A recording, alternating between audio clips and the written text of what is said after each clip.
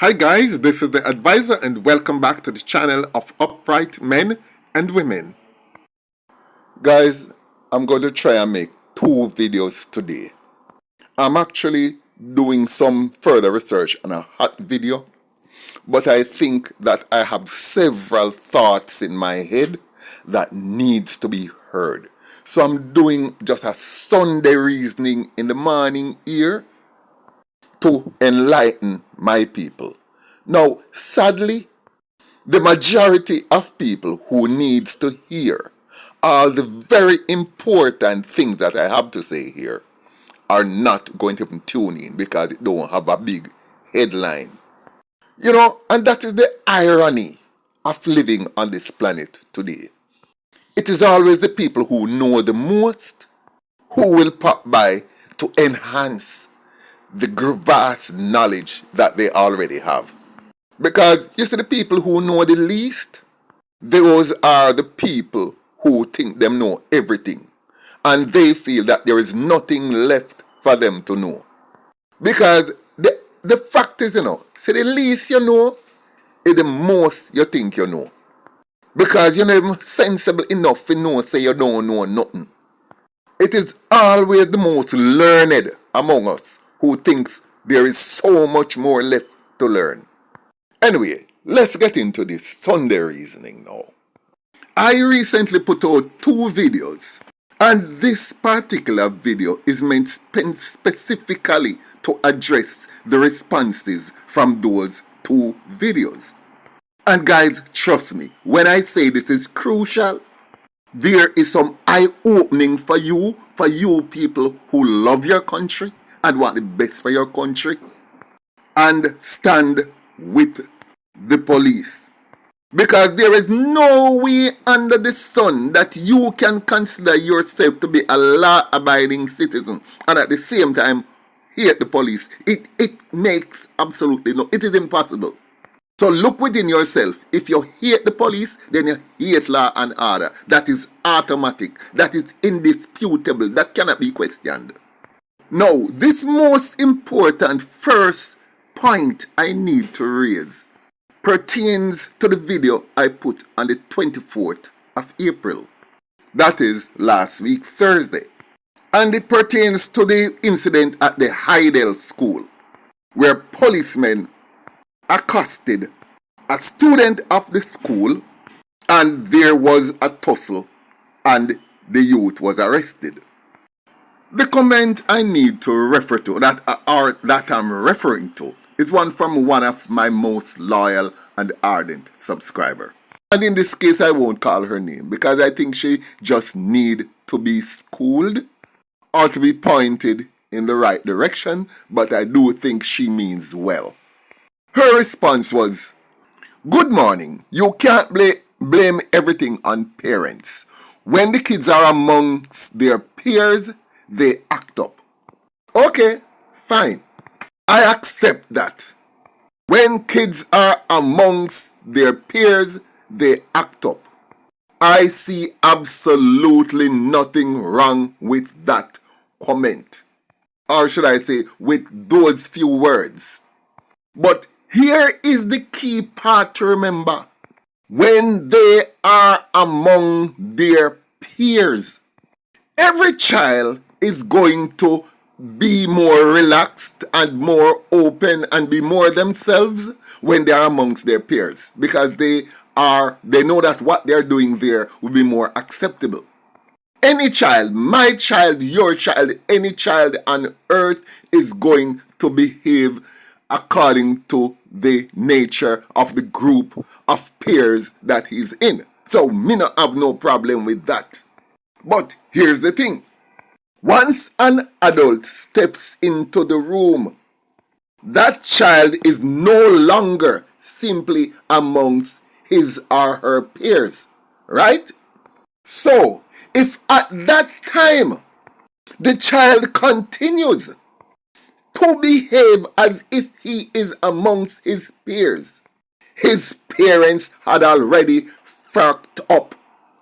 If your picnic no know the difference between how him behave in front of adults, different from how him behave in front of him little friend them. You can't blame the child. Him learn to misbehave in front of adults from inner your house.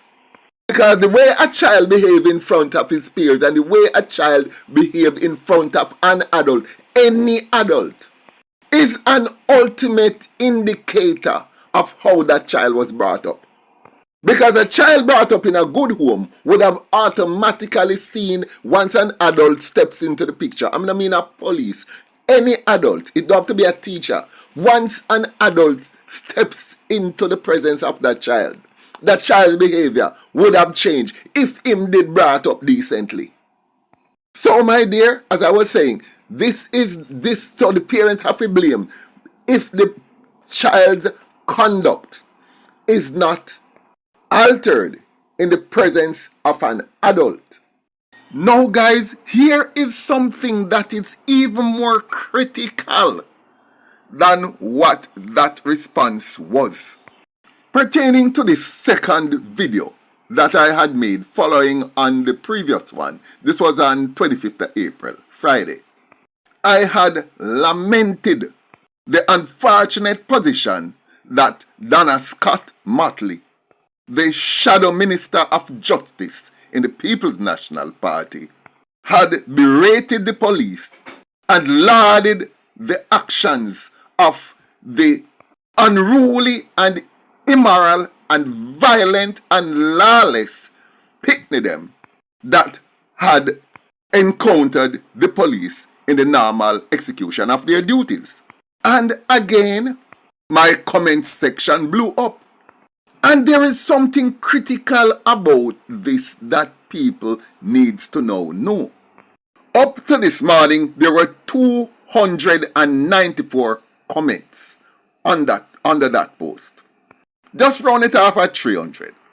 And out of all those comments, there were only 7 which came from people who did not support my position that we should be taking up for the police and we should support law and order, and that it was these children who were the cause for the whole disturbance. Boy, when me tell you, say, you see this channel that I say is for upright men and women, it so turns out that basically all the people on here virtually are upright men and women. Thank you so much for your support. So virtually 99 out of every 100 person support justice and support law and order. But here is one surprising thing. And this, my viewers and subscribers, is critical. There was another 7 people who also commented in support of my channel and my views, but these people admit that they were comrades. And these people said, in essence, I am a socialist or I'm a comrade and I will never change. Nevertheless, I value good manners, I value principles, and I support law and order. And wherever I see law and order or feel that law and order can come from, that is where I'm going to put my vote. In other words, decent people are not just from one party or the other. Decent people are universal. And decent and upright people, regardless of which political party they support, when the rubber hits the road, they are going to stand up for peace and justice, good manners, principles, ethics, dignity, self-respect, and non-violence.